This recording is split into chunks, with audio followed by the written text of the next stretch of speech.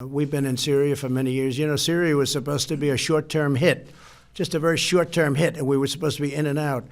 That was many, many years ago, and we only have 50 people in that area. That's a small sector, and I don't want those 50 people hurt or killed or anything. I don't want anything bad to happen to our people, and I told that to President Erdogan. I said, don't hurt any of our people get hurt.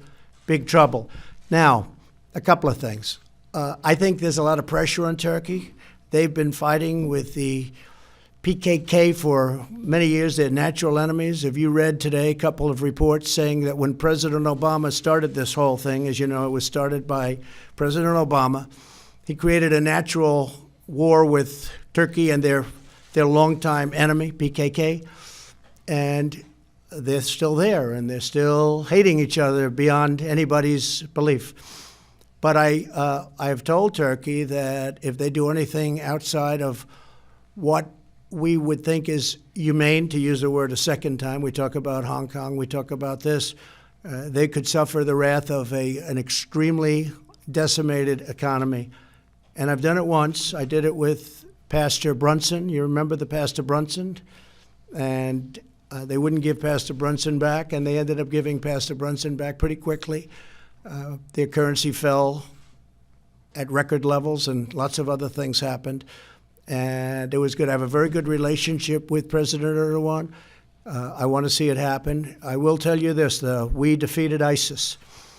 And when we were at 96 and 95 and 97%, I sort of said, let the other countries in the area finish it off.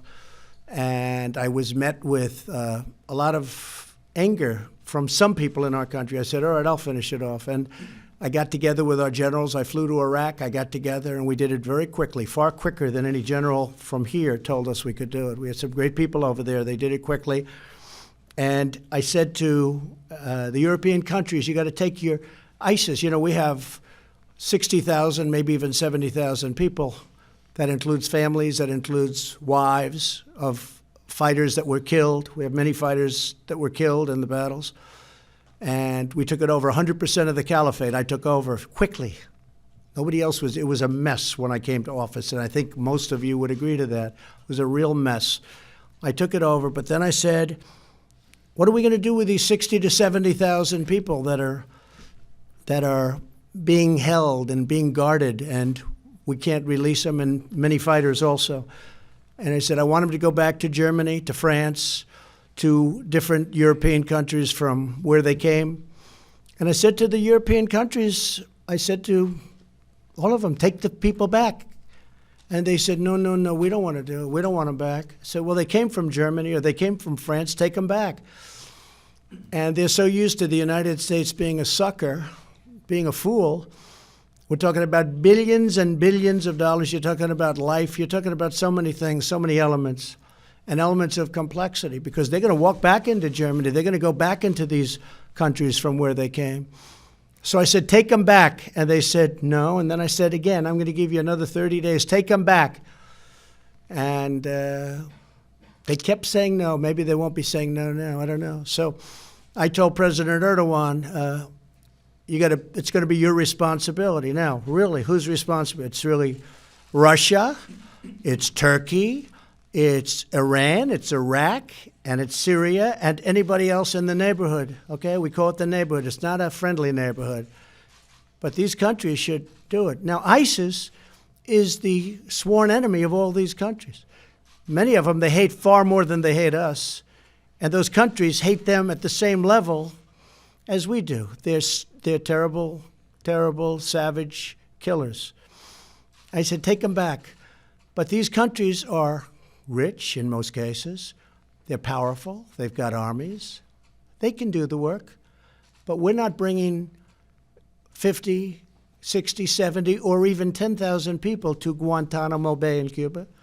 We're not going to be paying them for the next 50 years or paying to take care of them for the next 50 years. So we told Europe, we did a great service to the world, and we did a great service to Europe in particular, where so many of these fighters came from. We said take them back, and, unfortunately, like NATO, they take advantage. NATO, as you know, I got The Secretary General, Stolheim, said, and I think very loudly, Secretary General of NATO said that because of what I did, they have paid over $100 billion more money toward NATO defense. But that's still not enough, okay? It's still not enough, not fair, because the United States pays far too much relative, and obviously NATO affects them more. But like NATO, like trade with the European Union, which is a very tough group to trade with, very, very tough group, almost as tough as Japan, not quite. But they're a very tough group to trade with. They take advantage. And I said, look, you take them back. We're not going to do this. We're not going to put them in Guantanamo Bay and put them all over our prisons.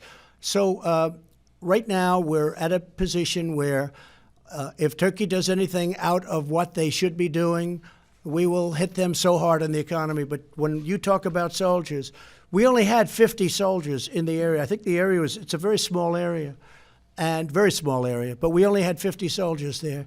I don't want them to be in a bad or compromising position. And I will tell you this, everybody respects our country again. If we want to go in, if we have to go back for any reason, because bad things happen, but we're 7,000 miles away. These ISIS people, whatever you want to call them, these people are right there. They're right there. They're touching many of these countries that I just named. Iran, as an example, hates ISIS, and ISIS hates Iran. Iraq, you know all about that. Turkey, Syria, let them take care of it.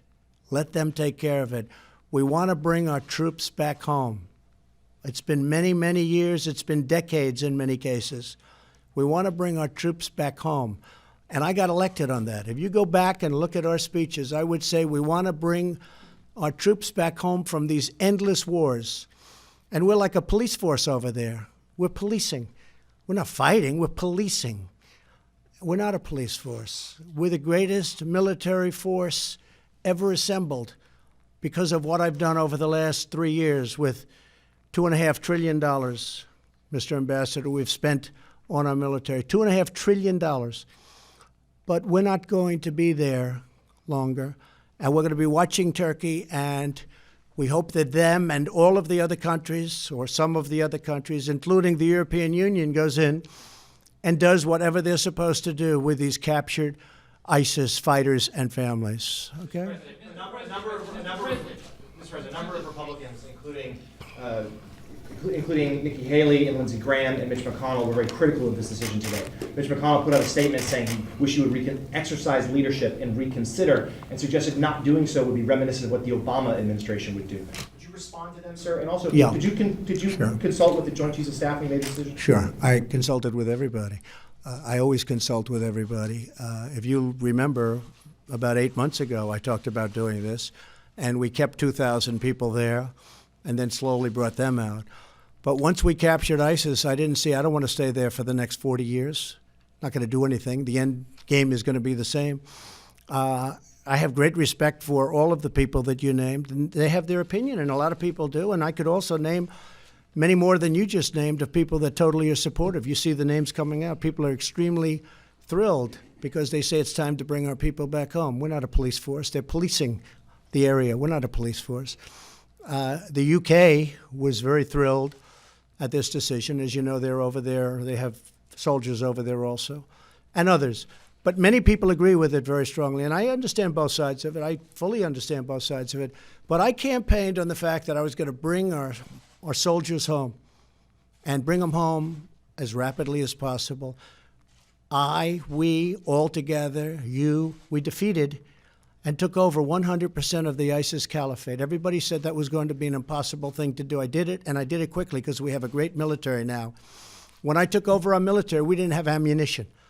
I was told by a top general, maybe the top of them all, "Sir, I'm sorry, sir, we don't have ammunition." I said, "I'll never let another president have that happen to him or her." We didn't have ammunition. Now we've captured ISIS. We've done what we've done. We had 50 soldiers in the area you're talking about. And I said, we want to bring our soldiers back home. It's been a long time. Again, we were supposed to be in there for just a tiny spot, like a 30 to 90-day period. That was many years ago. It's time. Mr. President, the Kurds themselves have lost thousands of fighters in. That's that true. anyways. And we've lost a Can you lot of fighters, guarantee too. Their safety? Well, we're going to try. If you look at some of the Kurds, as you know, that's a natural enemy of Turkey. Specifically, as I said, I mean, they have natural enemies. They've been fighting each other for, somebody said today, hundreds of years. I mean, one historian said they've been fighting for hundreds of years. We interject ourselves into wars, and we interject ourselves into tribal wars and revolutions and all these things that are very, they're not the kind of thing that you settle the way we'd like to see it settled. It just doesn't work that way. But hopefully that'll all be very strong and strongly done. We're spending tremendous amounts of money. I can tell you the two countries that are most disappointed that we're leaving are China and Russia, because they love that we're bogged down and just watching and spending tremendous amounts of money instead of continuing to build our forces. We have tremendous new weapons under development now. We have weapons that nobody can even believe. We're going to be making some stops over the next 4 or 5 weeks. Some we show, some we don't show. But we've rebuilt our nuclear. We've renovated and rebuilt nuclear. We're building submarines, the likes of which they've never been even thought of before. The genius of them, hopefully, and hope to God we never have to use them. But we are doing what we have to do.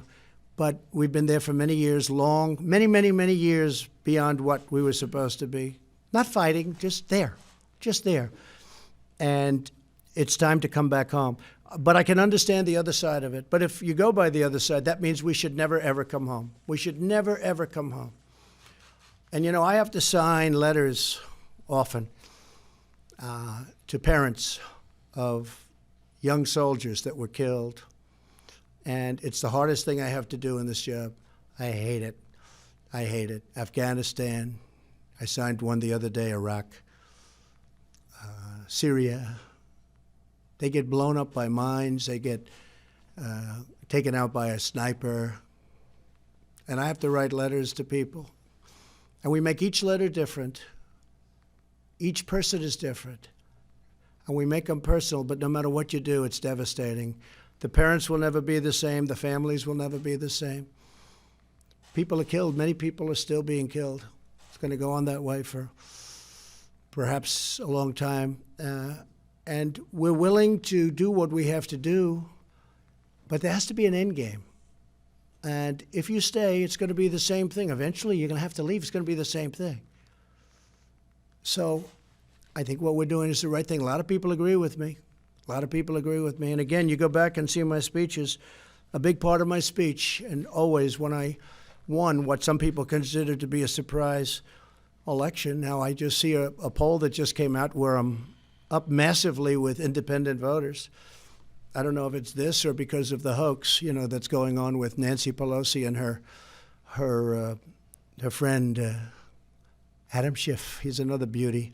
He got caught lying all over the place. He doesn't know what to do. He's a mess. Right now he's a mess, and everybody knows it. Just all you have to do is a little good reporting. You'll see he's a total mess because he got caught.